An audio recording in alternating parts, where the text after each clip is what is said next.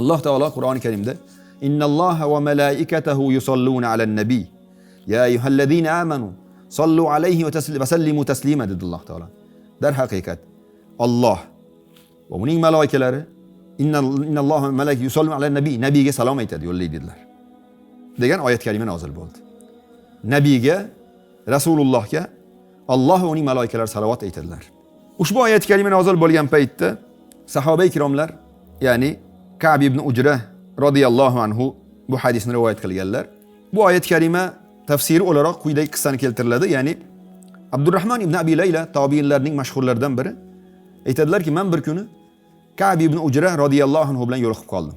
Hazrat Ka'b radhiyallohu anhu meni ko'rgach, "Meni senga bir hadiyam bor" dedilar. Xuddi hozirgi zamon tili bilan aytganda surprizim bor degandek, "Meni senga bir sovg'am bor" dedi. U sovg'am, u hadiyam shundan iboratki, men Rasululloh alayhisolamdan eshitgan bir sovg'am bor. Hazrat Abdurrahmon ibn Abi Layla, "Ayting" dedi. Shunda bu zot gapni boshladilar. Alloh taolo yuqoridagi oyat kalimani nozil qilgan paytda biz payg'ambarimiz alayhisolamning huzurlariga borib aytdikki, "Qad alimnas salam ya Rasululloh. Biz salomni bilib oldik." Ya'ni Rasulullohga salot va salom yo'llaylar ey mu'minlar dedi Alloh taolo. Xo'p, biz salomni bilib oldik. Musulmonlar chunki bilardi. Assalomu alaykum deyish kerakligini bilardi. Salomni bilib oldik. Fa kayfas salatu alayk?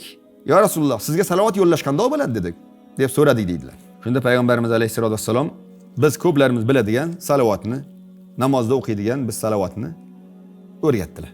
Payg'ambarimiz alayhisolatu salovat yo'lladigan, ya'ni Alloh taolo yuborgan farishtalar ham aytadigan salovat ana o'sha salovat edi. Allohumma solli ala Muhammad va ala ali Muhammad.